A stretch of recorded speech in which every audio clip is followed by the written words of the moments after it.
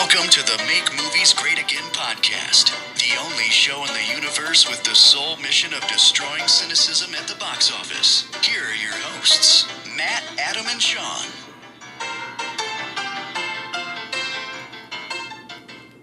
What's up, guys? Hey. Hello. Good morning. Yeah, good morning. It's very early right now. My first ever morning podcast.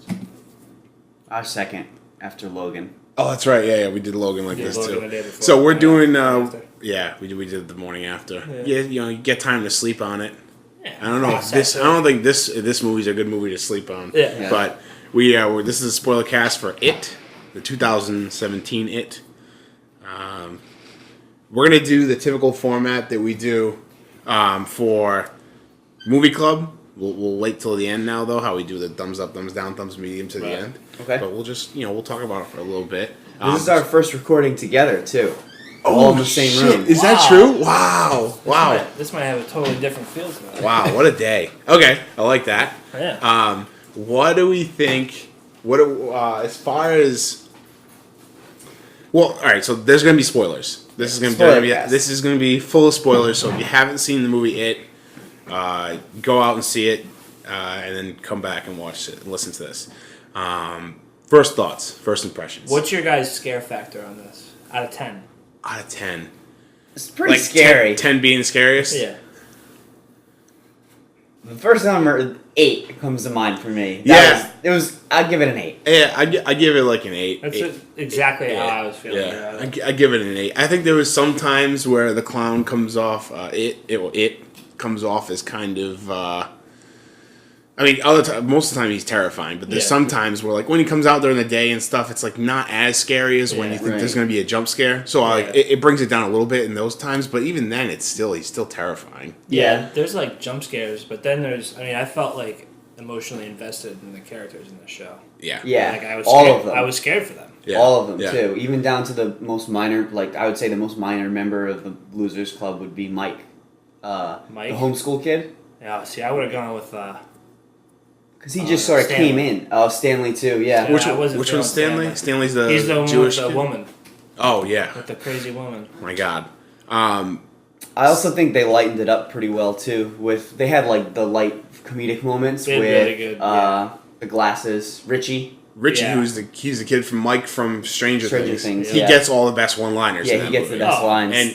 And he's like that kid in your friend group who, when they were young, like they swore all the time. Like Yeah. that one kid who Talking about his. You guys are lucky penis. to talking have about his dicks. Yeah. So funny. Yeah, that was good. He got all the good one-liners. Yeah, absolutely.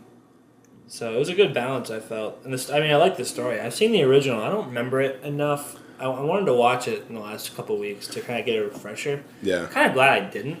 Because I kind of got to experience this for the first time.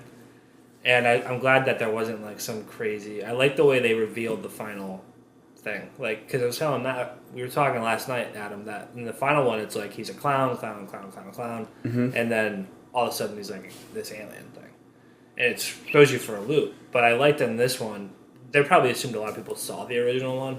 They did it a different way. So they didn't want, You saw him, like, his ridiculousness, like, early on in the movie. Like, shape-shifting abilities. Like, I don't know, his arms or something. You know what I mean? So I like that it was just kind of this slow reveal as opposed to, like, hey, it's not just a clown. And since this is not we're spoiling anyway. Since this is clearly part 1, I think there could still be an element to it. Maybe he could just be like circle back to the alien shape shifting kind of thing. Like, who knows? Like, if this It story tells a story of something that came from another world, then I'm sure he didn't look like a clown when he got here. But I think we were talking last night how it was assimilating as a clown. Is it the right word? Is a good way to like lure people to him. And I read briefly last night that it is like millions of years old. Okay, Came to Earth millions of years ago. So it's probably taken on other forms as well. Like the Thing. Yeah. Maybe it is the Thing. Whoa. Well, connected universes. I like that. What was your scare?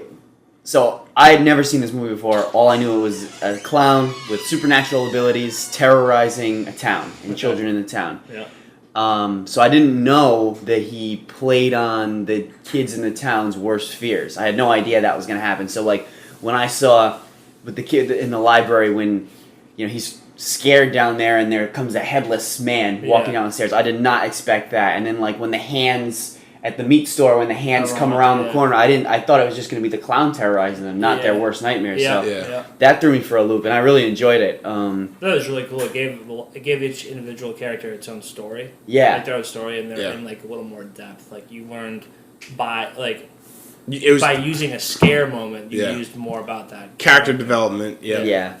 What was really cool. The scary out of all the kids' biggest fears? What was yours? Which one did you think was the scariest? Stan's. The girl, the woman in the painting. The woman in the painting? Face value, that's horrifying. Yeah. I totally agree with you, but maybe like when you dig a little deeper, probably being stuck in a building getting burned alive. Yeah. Yeah. Mike's when assuming his father maybe, or I don't know. Yeah, it was both of his parents. Yeah, like assuming that was their hands. Yeah. And then the door opens and he's like hanging from the meat hook. Yeah. Yeah. And he's like, yeah. The eyes start glowing. Wild. I was like, the part where, so I agree with both of those.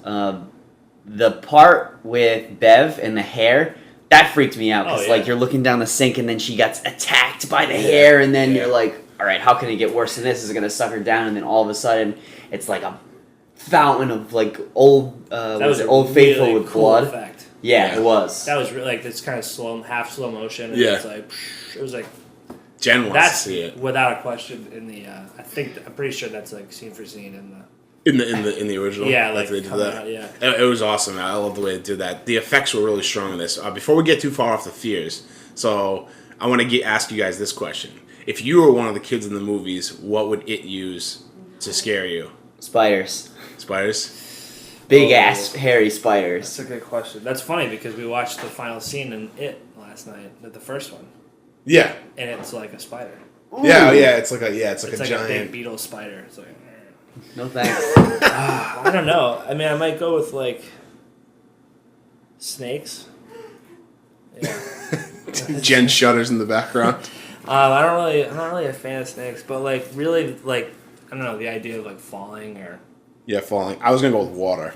Even though I love water, like drowning is one of my biggest fears. Yeah, like I said, burning alive. Yeah. It'd be horrifying. It'd be bad. I remember in the bathroom scene when she's like looking down the drain or like even sitting in the tub, I was like, is this movie gonna make me be afraid? When I was young, I got horrified of drains. Yeah. Oh yeah. Because I think it was because Ghostbusters 2. When she has, like, the baby. Oh, right. And, like, the goo comes out and, like, I don't know, takes the baby or something. Yeah. I was like, oh, my God, it's going to happen again. It's going to happen again. To me.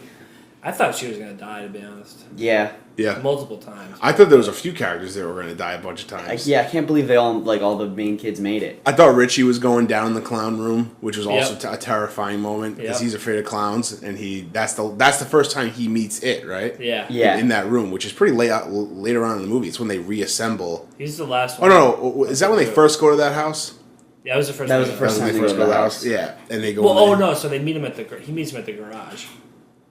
Oh yeah, that was the first time he saw him was at the garage when they have doing the slide. Oh, that's right. right. And then they go to the well house. Yes. That scene was the biggest jump scare for me because I didn't expect him to in the previews they showed the projector, the kids freaking out over the projector. That was cool. And then they kick it over and it's like. Yeah. It was. And then it's gone. Yeah. He's like it's like a blurred version of him. When they're not over, he's gone for a slide. And then, and he's in the room. Big it. Yeah.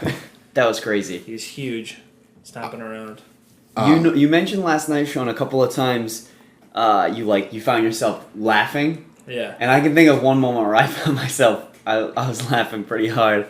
And I don't know if we were meant to laugh, but when the bullies were beating up Mike. And he looks over into the woods, and Pennywise is eating the end of a severed forearm, and then he starts waving it at Mike. I thought that was pretty funny. Yeah, I was laughing out of relief. Yeah, after the scary moments. And it's a. That's what a lot of my laughs were too. It was there's a little bit of alleviation, and I was like, we made it. Made another 10 minutes. Although Ritchie, like we were saying, did we say this on the podcast? But Ritchie gets all what's his name? I don't know his real name, but he's from Stranger Things. He's Finn Wolf something. Finn Wolfhard.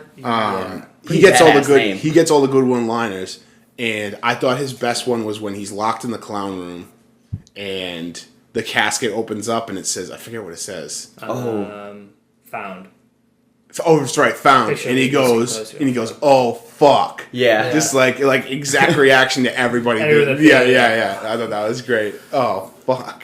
That was great. But Sean, you were saying that house scene, the scene when they first go into where it lives, is like, it's awesome. That whole like when how he separates them. Yeah, how they try to stay together but they separate them. What I wanted to know is at the beginning of that, when they first went in the house, they're like, who wants to stay outside? And everybody raised their hand, but then it ended up only being Ritchie, Stan, and Bill that went in the house. Yeah. No, not Stan. The hypochondriac, the kid that's afraid of everything. Yeah, what is his name? Eddie? Eddie? Yeah, Eddie. Yeah, so Eddie... Eddie was good, too. Eddie was good, too. Yeah, he was really good. But I thought that was great how they separated them all. How Eddie got stuck looking the other... They got him looking the other way, and then he fell through the floor. And then separating Ritchie into the clown room, and then... He was when you're with people, you're not as afraid, right? Yeah. So he was trying to maximize fear. Yep. And then you could tell, like, when he was downstairs with Eddie, and they're upstairs, and then they like beat him for a second. They're not afraid of him. Yeah, Ritchie gets out of the clown room, and then it's like he looks upstairs. He's like, "What's going on?" Yeah, thought that was really cool. Yeah. Another thing, I was just talking to Sean about it while you were taking Chase out. I thought that one of the strongest aspects of this movie is sound design. I thought it was awesome how, first of all, you could hear the surround sound of the theater really amplifies this. You can hear, like, when they're in the sewers, like, you can hear things happening over here. Yeah. And it really throws you off. But also, even in the simplest form, when they one of the first scenes when they're in the school, and you can hear a bunch of different conversations happening at once, and it switches between characters. Like, the main character boys walk away and go down the stairs, and then you follow a couple other people. The girls are going to the ladies' room, and like all that. And then also, like, later on in the movie, you get those scenes where they're walking through the houses. It's Bev's apartment, and who's the bully? Henry's house, and like you get that TV show that's on. Yeah. That's like, playing the best place their kids to play in the suitors, and like you can, like, something else is going on. There's other noises going on, but you hear that a little bit, and you're like, oh, and you don't miss like it just sounds like TV noise, so you almost tune it out. But then they do it just enough where you hear like keywords. Yeah, and you're like sewer. Yeah, exactly. And it's like, oh, should I tune into this? Yeah, and I just thought that was fantastic, and then like the sound effects of like the tension building. The score and whatnot, I thought it was so cool. I thought that was awesome. You really knew when the mood was going to change. Mm-hmm. Like they built the suspense really well with the sound. Yeah, and didn't give anything away either. There was some predictable moments, like in any horror movie, because you follow the beats, you follow the rhythm of being scared. But then there was other times where I got completely taken off guard, and absolutely it was a genuine jump scare. Yeah, I mean, it was a good mix of jump scares and like anticipation scare. Because as much anticipating the horror is half the fun. Yeah, it got into the scary moments like right away. Oh yeah. Right. What was the bites first off Georgie's one? arm? Yeah, bites off Georgie's arm. Even before that though, going out of the basement to get the wax. Oh right, yeah, sure. Yeah. Immediately, and then it's. And then you're on. That's it. Man, Georgie getting his arm bitten off was a ruthless move. I didn't see that coming. Really set the bar high. Set the bar high. I mean, and it didn't disappoint from there, honestly.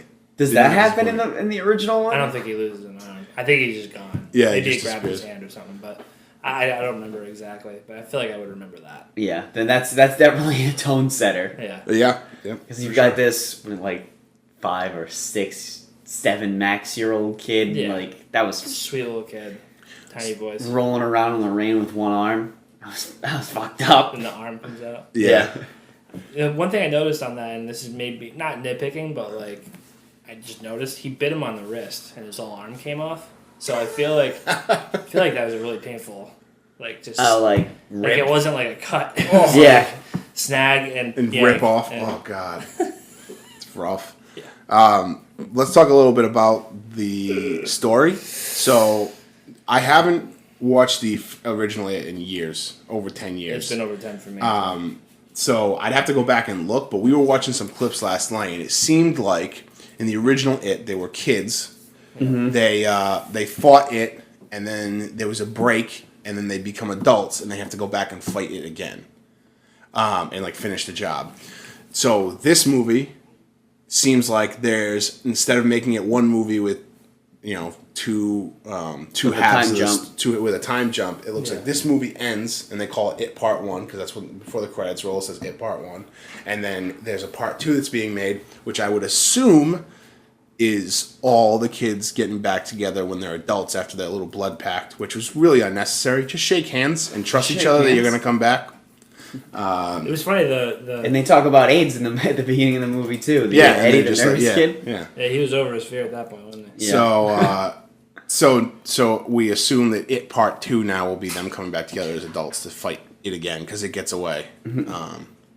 Now, see, I don't know what the rules are for the It character. So he wants to, every 27 years, he needs to feed on people, kids in fear, so he can sleep for another 27 years. But now that he didn't accomplish what he wanted to accomplish, does he have to like get his kids from elsewhere? Does he like still go out and get kids? Like, I think maybe he just had enough this time around. Okay. And like, I don't know, maybe he was getting greedy. Yeah. He gets his fill. Yeah, or maybe he comes back sooner the next time. Oh yeah, or a little bit weaker. Yeah, sure. So maybe it's not 27 years. Maybe it catches them off guard. Yeah. It happens like a year sooner or something. This is what I mean with world building. I want to know the rules. Yeah, like, I mean that's how many kids does he need? Right. That's measured in pints of blood.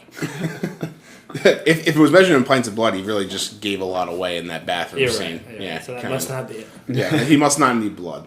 I love doing that. Like when it also kind of can get annoying for myself, because when I'm trying to figure out, rather than just enjoy the movie, like figure out what are the rules here, like what needs to happen. Like in this movie, it was pretty clear that he was a physical entity that could be hurt, right. Mm-hmm. So I like that they made that very clear. And he moved with the sewers. Right. It wasn't like he was teleporting. Exactly. They really made that, for a lack of a better word, realistic. I don't like using the word realistic in things in this manner. You know what I mean? Because it's a fucking killer. But it made sense. Has its own set of rules, and and it makes sense, and they follow those rules. So that was cool. I like that a lot as well. It was a beautiful movie. It was beautifully done.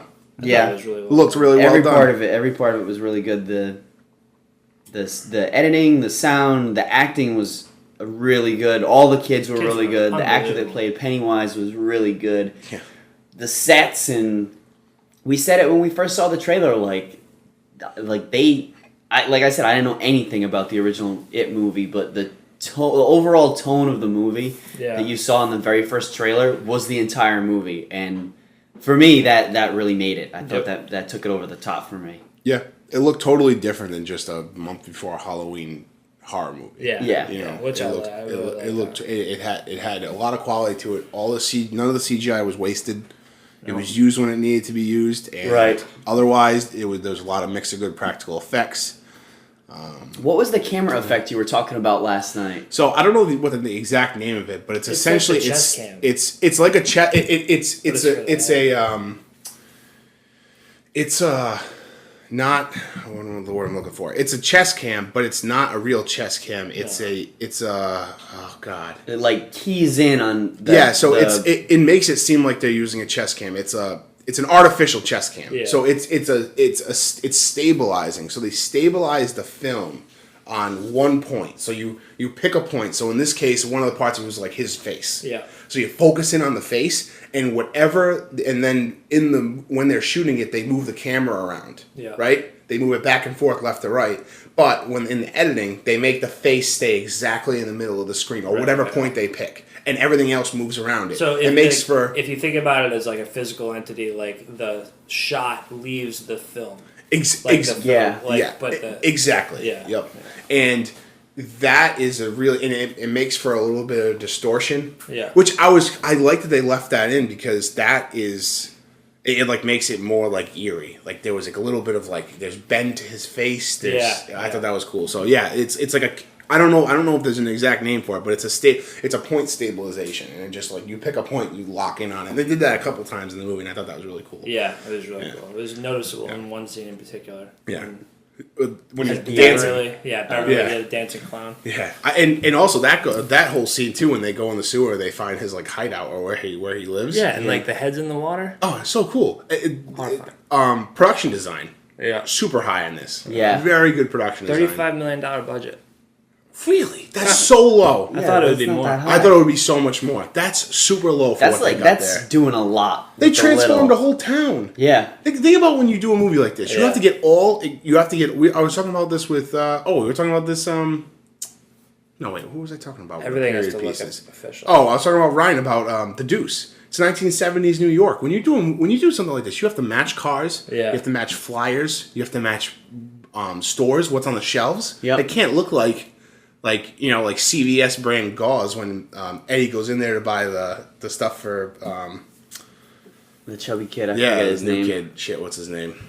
Ben. But yeah, it's $35 million. That's crazy to me. Oh, plus just the makeup, whatever makeup it costs to put Pennywise in makeup every day. That's a ton of money. I was just gonna say he looked really good. Yeah. There's a little bit of prosthetics because obviously his head is not shaped. Yeah, Bill Skarsgård's head's not shaped like that. He's a very handsome man. I saw when we were looking through the IMDb trivia last night. I saw that I thought he was really good. Like very impressive. Like he transitioned from goofy to scary, to creepy. Yeah. At first, so I saw a couple interesting things about like the actor for this. And at first, they offered it to Tim Curry, who played the original It, and he turned it down. And then it was offered to somebody else that was a moderately big name actor. Hugo Weaving, I saw. Hugo Weaving. Tilda Swinton. Really? Yeah. Hugo Weaving and Bill Skarsgård cool. were the final two after the kid from We're the Millers. He was cast. Oh. I forget Will Poulter. He was cast. He's creepy as fuck. But he had to drop out for scheduling, and then it was between Hugo Weaving and Bill Skarsgård, and like Hugo Weaving is a villain in everything. He's Red Skull. He's Agent Smith. Yeah, Agent Smith. He's a big Megatron. He's a big name actor. Yep. And they went with Bill Skarsgård over him because he could do goofy and he could do scary, and Hugo Weaving could only do scary. Yeah, I'm glad the original It has a special place for everybody. It's like, it's one of those it's a cult classic. Yeah. I'm glad that Tim Curry was not brought on for this one. We were watching some of the clips last night, like getting a refresher on it. It's a totally different movie. It's a totally different movie. You needed the creepy and him to go back and forth between the two. So. And like a little bit darker it felt, or a little more grungier. Like his makeup and like whole feel of Pennywise. Obviously, that's not his doing, but it was like he was like a perfectly clean white like head, and this was a way his cooler, suit, like, his costume was perfectly intact. Yeah. Thought it was really good. Yeah, it's really overall. All right, so we talked about them. Yeah, thumbs up. Three thumbs up. Yeah, that was pretty obvious by the way we gushed about it. It was really good. Well, anyway, that's it for the Spoilercast for It.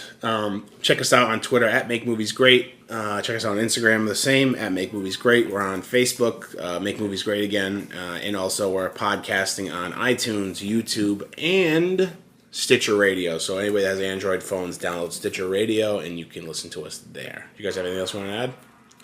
We're going to be coming back with this will probably be uploaded on Saturday. And we're going to come back on Monday with the normal Monday show. So until then, thanks, guys.